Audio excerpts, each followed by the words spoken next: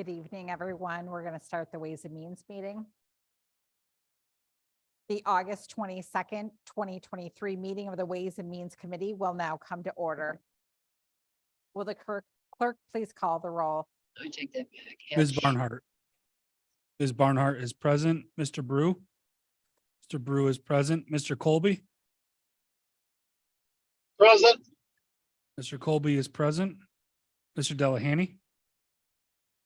Mr. Delahanty is present. Mr. Dondorfer. Mr. Dondorfer is present. Mr. Mafucci. Mr. Mafucci is present. Mr. Milne. Mr. Milne is present. Ms. Roman. Ms. Roman is present. Chairwoman Smith. Here. Chairwoman Smith is present. Ms. Vasquez Simmons. Ms. Vasquez Simmons is present, and Mr. Udelson. Mr. Udelson is present. Legislators, would you please stand as Legislator Vasquez Simmons will now lead us in the Pledge of Allegiance. Pledge allegiance to the flag of the United States of America and to the republic for which it stands, one nation, under God, indivisible, with liberty and justice for all. Thank you, Legislator Vasquez Simmons. Are there any speakers signed up for public forum? We have two public forum speakers this evening. I will call them one at a time. You'll each have 2 minutes in which to address the committee, and then kindly conclude your remarks when the timer sounds, and then just exit through the back of the chambers right over here. Our first public forum speaker is Michelle McGrain.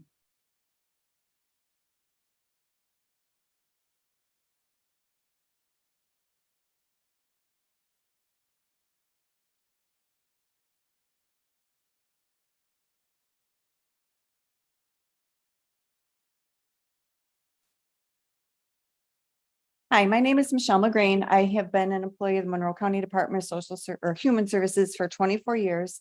I'm here to ask you to fully fund DHS. Last year, you took 30 examiners positions away from our budget. This year, you're trying to take $2 million away from our budget. And I realize you want to allocate it other places need the money. Right now, we have a lot of work, a lot of vacancies, and a lot of new people. The new people there, we love having them there, but it takes time to train them. I'm a supervisor. I spend my whole day training. So I utilize the 5 hours a week that they give me now to do supervisory work and try to open cases. We're asking for another 5 hours a week overtime. When we ask our administration, they say we have no money in the budget. So if you guys are trying to take money from our budget and you left it alone, we would have money so we could get the work done. What else do I want to say? In March, we had 600 temporary assistance applications. In July, we had over 1,600.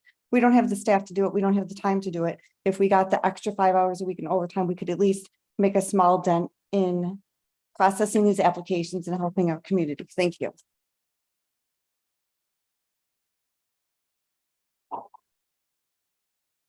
Our next public forum speaker is Christina Chrisman.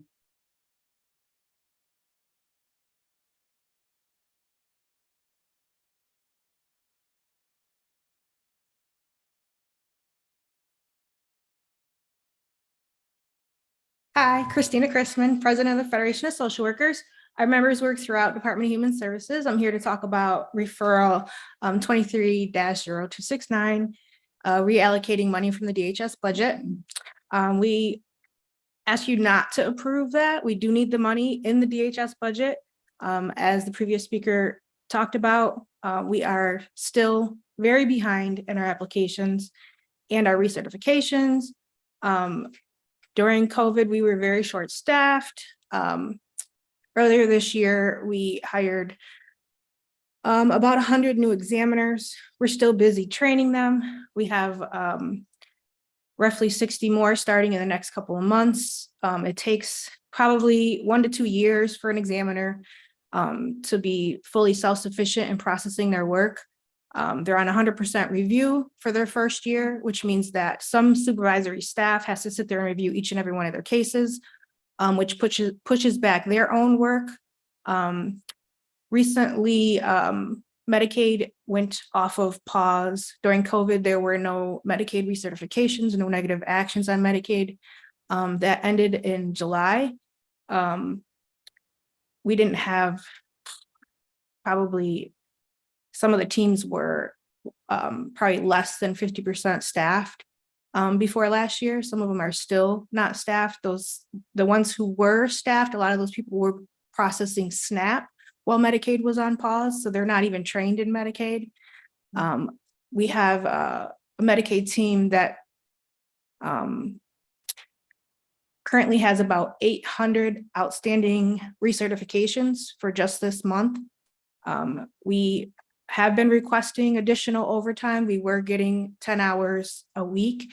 For reference, our normal work week is only 35 hours. So the 5 hours we get brings us up to 40. We're asking for 5 more, but thanks.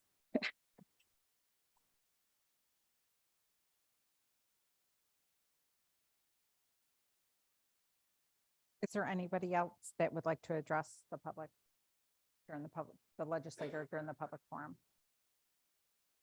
Next item on the agenda is the approval of minutes. You have the minutes from the July 25th, 2023 meeting before you. They will stand approved unless the clerk is notified of any changes by the end of day. Next item on the agenda is new business. Mr. Clerk. Referral 23-0257, amend resolution 215 of 2019 as amended by resolution 315 of 2022 to accept additional funding from the New York State Department of Health for the Tuberculosis Prevention and Control Program. Moved by legislator Delahanty and seconded by legislator Brew. Is there any discussion? Seeing no discussion, all those in favor, please indicate by saying aye. Aye. Opposed? Item carries. Next item. Referral 23-0258, amend resolution 266 of 2019 as amended by resolution 354 of 2022 to accept additional funding from Columbia University and extend the time period for the Healing Communities Study Program. Moved by legislator Brew, seconded by legislator Dondorfer. Is there any discussion? Legislator Mafucci. Thank you, Madam Chairperson. Through you to the administration, do you have any preliminary results from the previous funding?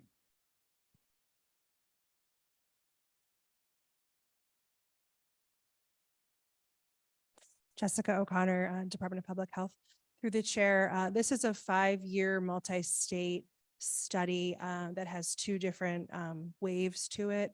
And unfortunately, at this point, they're still processing information from the first wave. We are in the second wave here in Rochester. We do have a presentation that we're anxiously awaiting on August 25th, Friday, where they're going to be giving some preliminary results, and we can share those with you when we get them. Thank you. Appreciate it. All those in favor, please indicate by saying aye. Aye. Any opposed? Item carries. Next item. Referral 23-0259, acceptance of a grant from Health Research for the Strengthening Public Health Workforce and Foundational Capabilities Program. Moved by legislator Dondorfer, seconded by legislator Milne. Is there any discussion? Legislator Vasquez Simmons.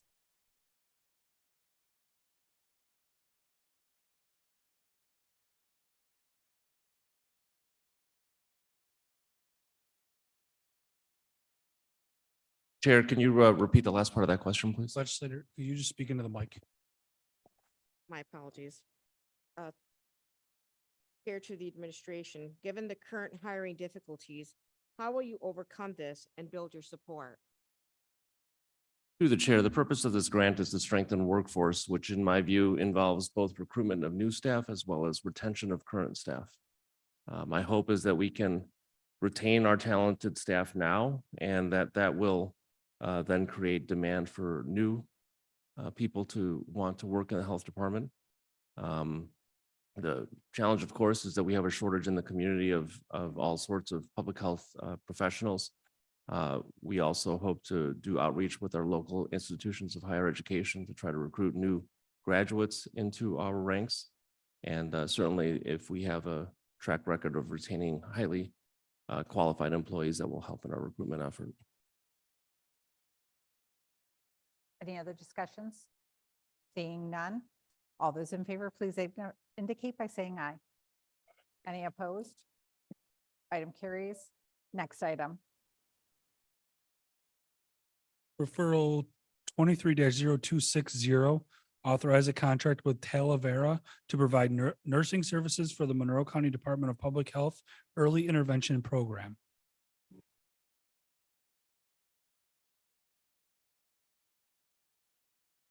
Moved by legislator Milne and seconded by legislator Delahanty. Is there any discussion? Seeing none, all those in favor, please indicate by saying aye. Any opposed? Item carries. Next item. Referral 23-0261, acceptance of a grant from the New York State Division of Criminal Justice Services for implementation of components of an action plan to address racial and ethnic disparities in the youth justice system. Moved by legislator Delahanty and seconded by legislator Brew. Is there any discussion? Seeing none, all those in favor, please indicate by saying aye. Any opposed? Item carries. Next item. Referral 23-0262, acceptance of a grant from the New York State Division of Homeland Security and Emergency Services for the fiscal year 2020 Cybersecurity Grant Program. Moved by legislator Brew, seconded by legislator Dondorfer. Is there any discussion? Seeing none, all those in favor, please indicate by saying aye. Any opposed? Item carries. Next item. Referral 23-0264, authorize the sale of county-owned property located along Crittenden Road in the town of Brighton, state of New York. Moved by legislator Dondorfer, seconded by legislator Milne. Is there any discussion? Seeing none, all those in favor, please indicate by saying aye.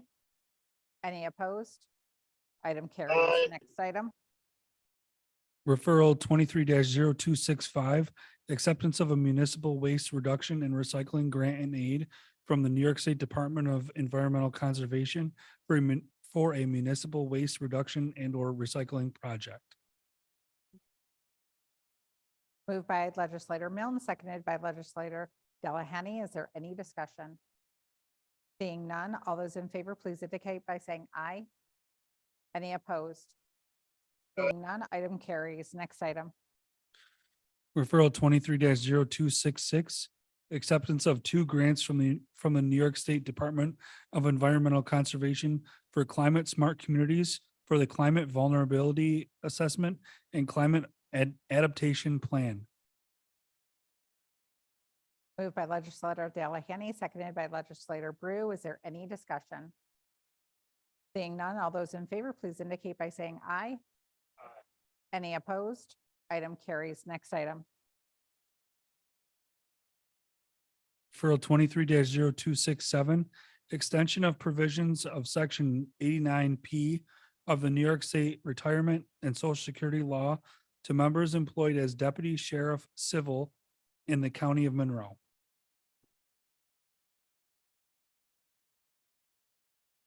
Moved by legislator Dondorfer, seconded by legislator Milne. Is there any discussion? Seeing none, all those in favor, please indicate by saying aye. Any opposed? Item carries. Next item. Referral 23-0268, amend the 2023-2028 capital improvement program and the 2023 capital budget to add a project entitled CDC Annex Mod B renovation and authorize financing for the project. Moved by legislator Milne, seconded by legislator Delahanty. Is there any discussion? Legislator Milne.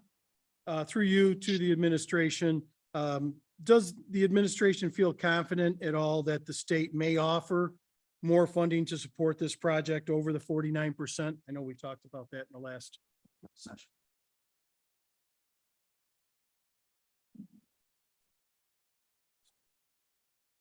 Through you, Madam Chairman, I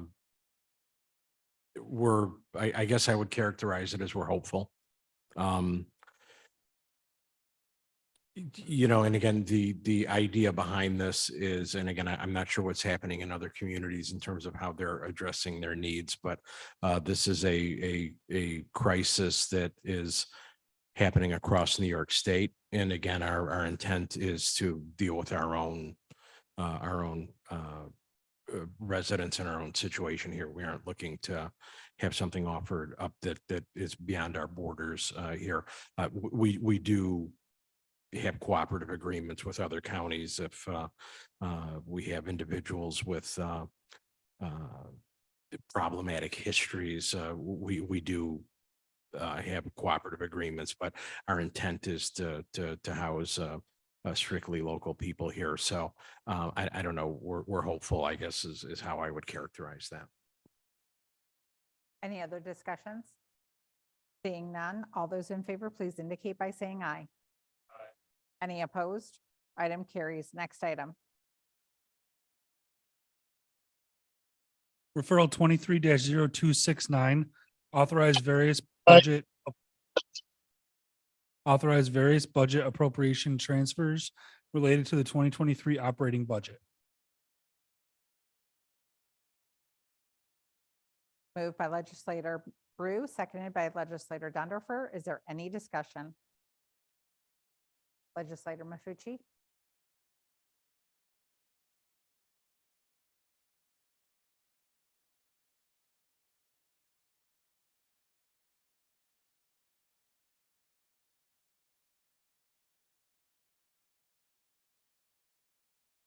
Madam Chair, referrals like this are routine, but I did not catch the second part of that question. And why did they happen? Madam Chair, omnibus budget referrals such as this are routinely submitted to the full legislature because while we strive to do a great job in our budgeting for each line in each department, we often only do a good job. So there are often changes in the economy, inflationary pressures, service utilization changes that are unknown at the time the budget is put together. Therefore, we try to through monthly budget monitoring, identify appropriations where we overestimated the need to offset those areas in the budget where we underestimated the need. Madam Chair. Legislator Mafucci. Yep. Programs within DHS are underfunded, and whether any programs within DHS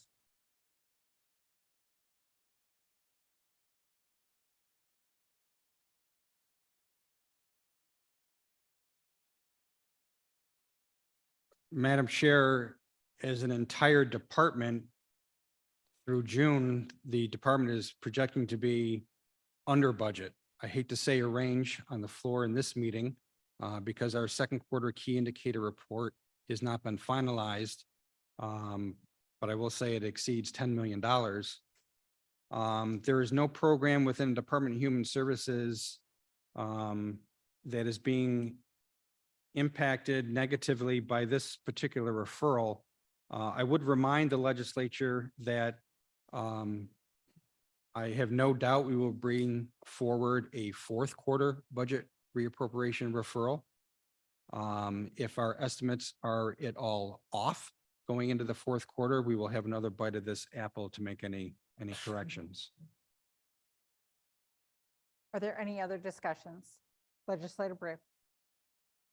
Yes, thank you, Madam Chair. Through you to the administration, my question somewhat echoes Legislator Mafucci's question, and that it's very direct, and that is through the chair to administration, do these transfers in any way, shape, or form negatively impact the Department of Human Services, its safety net assistance program, or any other program needs?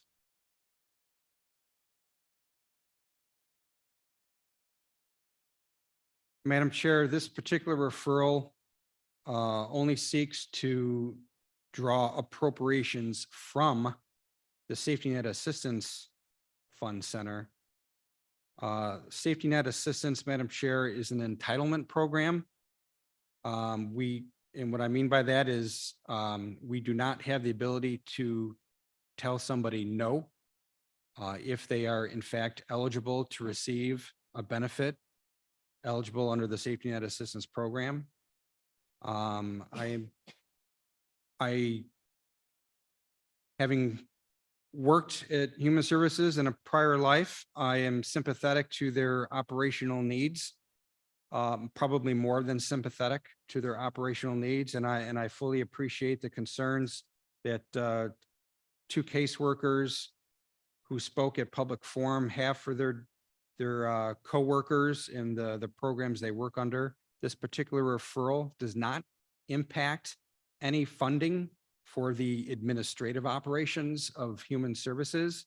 In this referral in particular, in no way impacts the appropriations for any other program or any administrative service within the Department of Human Services. The only impact is to draw what we project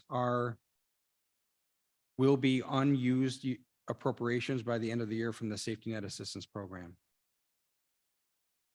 Thank you. Any other discussions? Legislator Barnhart. Through the chair to the administration, can you explain why you think caseloads came in lower than expected? So that's a great question, Madam Chair. I think a lot of people are asking that question. I think a lot of people are asking that question in Monroe, not just Monroe County, but in most of the counties throughout New York State. Interestingly, caseloads have been trending downward since their peak in 2013.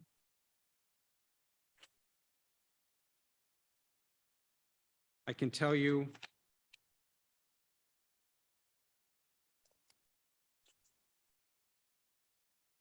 that since their peak in 2013, the caseloads have been declining anywhere from, say, well, originally 1.5%, but then down 8.5%, 9.5%, and then eventually 13 to 15% pre-pandemic.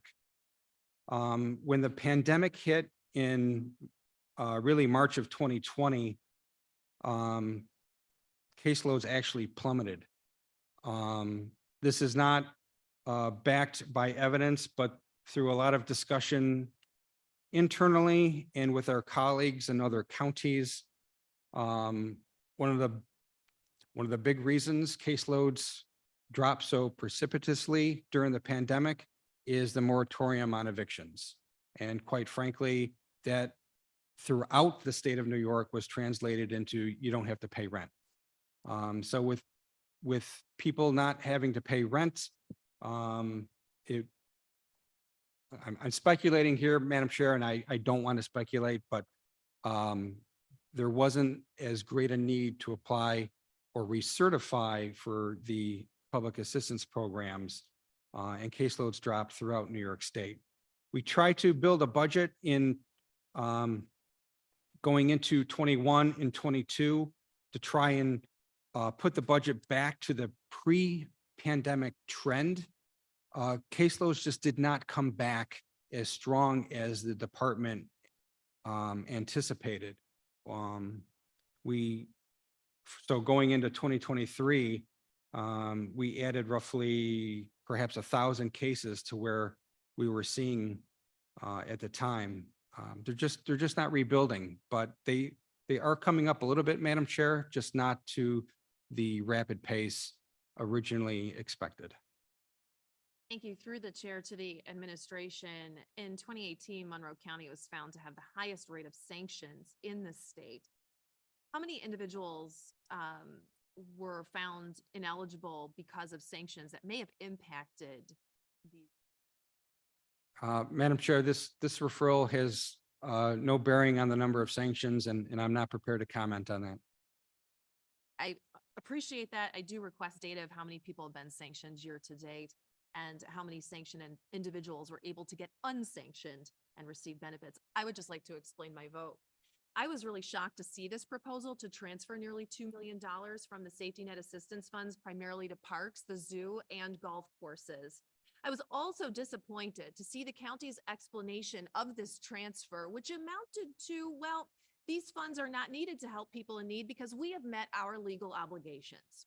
This struck me as obtuse, especially considering the needs we can all see with our own eyes. Further, the county communications office has twice now attacked me publicly for daring to even ask questions about how we spend money, calling me low, petty, and even saying I don't understand my job. I'm a former reporter, and when people respond that way, when you ask fact-based questions, it's usually a sign you've asked the right questions and should keep going. And I will, because if you haven't figured it out yet, I'm making the case through questioning our current spending priorities that we can do more and we must do more to address poverty. Almost every single day, multiple times a day sometimes, someone from somewhere in this county contacts me for help with a housing-related issue. Recently, a woman asked me for help because she was being forced from a home she shared with her girlfriend who died of COVID and had not left a will. There was very limited help available for her unless she became homeless. This woman genuinely thought her government would place her before that happens, and those were her words, place her in housing. I had to deliver the bad news like I do all the time to people in crisis. I'm sorry, you can try these numbers, but you might not get the assistance that you need.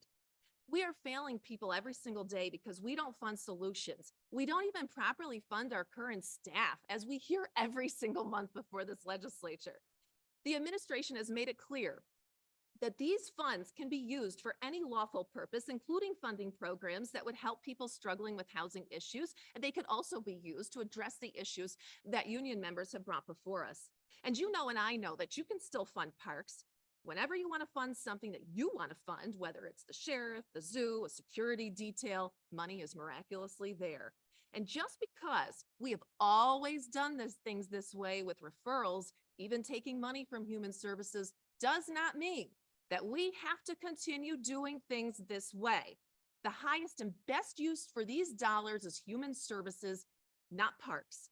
The community is watching what we do. I will be voting no. Is there any other discussion?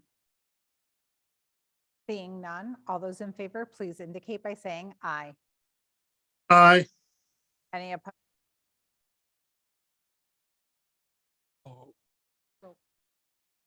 Ms. Barnhart? Ms. Barnhart votes no. Mr. Brew? Mr. Brew votes yes. Mr. Colby? Yes. Mr. Colby votes yes. Mr. Delahanty? Mr. Delahanty votes yes. Mr. Dondorfer? Mr. Dondorfer votes yes. Mr. Mafucci? Mr. Mafucci votes yes. Mr. Milne? Mr. Milne votes yes. Ms. Roman? Ms. Roman votes yes. Ms. Vasquez Simmons? Ms. Vasquez Simmons votes no. Mr. Udelson? Mr. Udelson votes yes. Chairwoman Smith? Yes. Chairwoman Smith votes yes. 9-2, referral passes. Next item. Referral 23-0271, remove 5 Flint Street and 15 Flint Street from in-rem action 147, index number E2023-003-207. Moved by legislator Dondorfer and seconded by legislator Milne. Is there any discussion? Seeing none, all those in favor, please indicate by saying aye. Any opposed? Item carries. Are there any other matters to come before this committee? There being no other matters, the August 22nd, 2023 meeting of the Ways and Means Committee stands adjourned. The next meeting of the Ways and Means Committee will be Tuesday, September 26, 2023